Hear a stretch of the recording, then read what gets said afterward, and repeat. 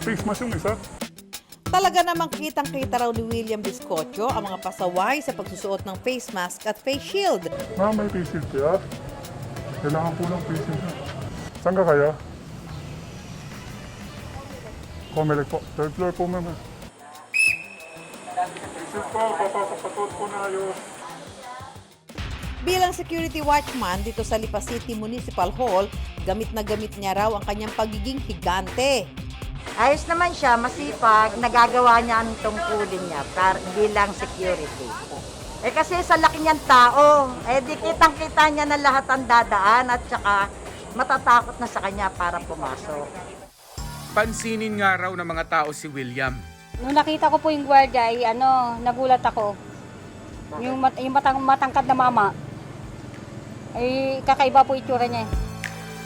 Nagulat po ako nung unang pong nakita yung mama po. Hindi ko po akalain na ganun po siyang kalaki at ano pong ginagawa niya po dyan.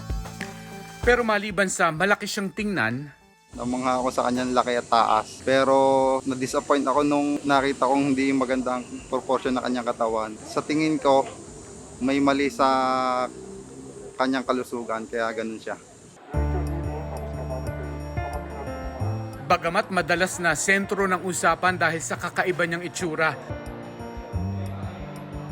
pinilit ni William na mamuhay ng normal sa araw-araw. Ipinanganak si William noong 1983. Sa 9 na magkakapatid, siya lang daw ang bukod tanging nakitaan ng kondisyon na kung tawagin ay gigantism. Ito ang pagkakaroon ng sobra-sobrang growth hormone sa katawan, dahilan para lumaki siya ng higit sa normal. Kwento ng inang si Proserpina, pagkasilang pa lang niya kay William, di hamak na raw ang laki nito kumpara sa karaniwang sanggol. Nung ipanganak ko siya, ang timbang niya ay 13.9. Malaki siya at mabigat kumpara sa kanyang sa iba kong mga anak. Nung siya malaki na, ay parang siya kinatatakutan ng mga bata kasi sobrang laki. Dahil sa kanyang kakaibang laki, nakaranas si William ng bullying ng ibang tao. Naranasan ko at mga high school or elementary, tinatawag nila akong mga higante, malaking tao, tikbala, gano'n. At unti-unti, nabaluktot daw ang likod ni William. Yung mga kabarkada niya maliliit, yumuyuko siya. Yun, nakuba. Kaya yung buto niya na parang nakilo na. Sa murang edad na 37, mabilis nang mahapo sa pagod si William. Ngayon nga halos kuba na siya maglakad.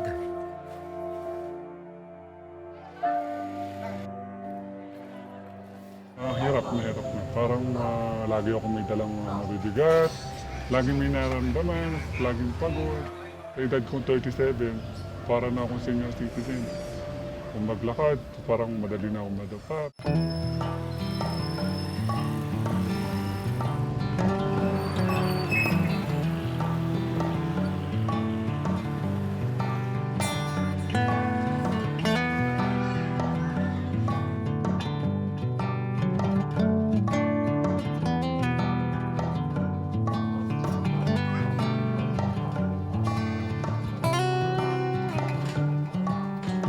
Naninirahan si William sa bahay na ito kasama ang kanyang asawa, ina at isang kapatid. Nandito na ako.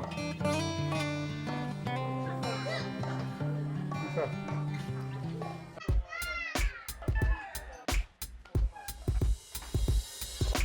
Ito po yung aking mga sinelas. Yun po yung ginagamit ko sa aking pang-araw-araw na magpasok sa trabaho, kahit sa pambahay. So mapapansin nyo, ang size ng aking sinelas magkaiba. Isang may maliit, may malaki. So yung kaliwang bahagi ng aking pa ay 16.5. Kanan ay 15 inches. Kwento ni William, ipinaglihi raw siya ng kanyang ina. Pinaglihi daw ako doon sa wrestling. Hindi ko alam kung sino Hogan ba yun. Basta napadungaw lang daw siyang gano'n. Pero I'm not sure kung yun na nga. Kung tutuusin, hindi naman talaga katangkaran ang lahing Pilipino. Ang average height ni Juan sa mga lalaki, 5 feet and 4 inches. Sa mga babae naman, 4 feet and 11 inches. Kaya naman marami sa atin literal na mataas ang pangarap na idinadaan sa iba't ibang mga pamahiin. Maraming pamahiin si Juan tungkol sa pagtangkad. Unang-una na yung pagtalon tuwing bagong taon, pag nag-alas 12 ng hating gabi ng Disyembre 31, tatalon siya na sa paniniwalang tatangkad siya. Yung pagtalon ay isang simbolikong paraan, kasi nasa mababa ka, tatalon ka. Kung gusto naman ng isang nagbubuntis na mga basketball player ang height ng kanyang magiging anak, pagmasdan lang daw ang litrato ng mga taong matatangkad. May paniniwala rin si Juan na kapag umakyat sa puno ng niyog, ikaw daw ay tatangkad. Sa Giginto, Bulacan, nakilala namin ang mag-inang sinusunod ang mga pamahiin sa pagtangkad. Kasi sa pamilya ko, ako yung pinakamaliit. So, hindi siguro may mga pamahiin na hindi tumalab sa akin, pero ginawa ko naman. So ngayon, gusto ko makamit ng mga anak ko yung pagtangkad. Kaya ngayon, ina-apply ko sa kanila yung mga pamahiin na pinaniniwalaan ko, tulad nung pagtulog nga sa tanghali, yung pag-inom ng vitamins. The next beauty queen daw ang peg ng 11 years old na si Micaela. Kung tutuusin sa kanyang edad, sakto lang naman ang taas na 4'5". Pero para raw mas tumangkad pa. Si Micaela panay ang pagkain ng tinapay na may palamang mantikilya at pag-inom ng gatas.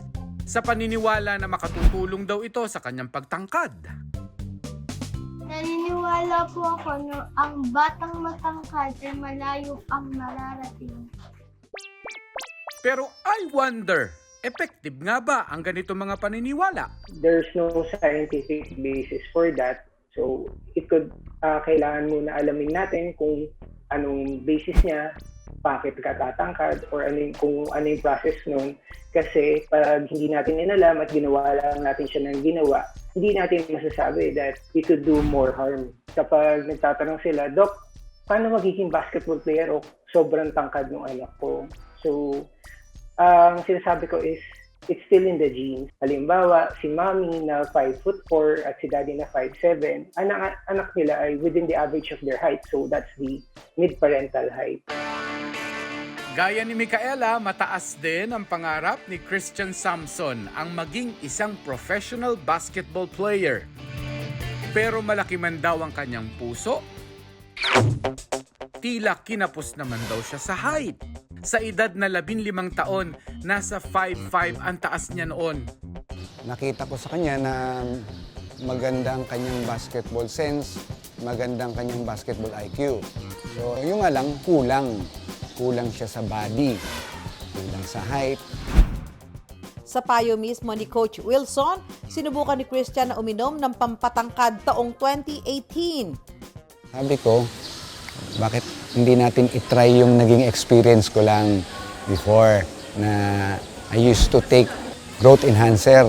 Nag-start ako 4'11", pero ngayon ang nagtapos ako, nasa 6 ako. 6 feet up. At makalipas lang ang 3 taon mula sa height na 5'5", si Christian 5'10" na ngayon. Ang pangarap na maging basketballista, tila abot kamay na raw. Siyempre masaya kasi lalo akong lumaki, tsaka nagkakaroon ako ng kumpiyansa, lalo akong nagkakapag-asa, lalo akong natutulungan yung sarili ko. Pero I wonder, ano kaya ang opinyon ng eksperto sa mga nabibiling pampatangkad gaya ng ininom ni Christian?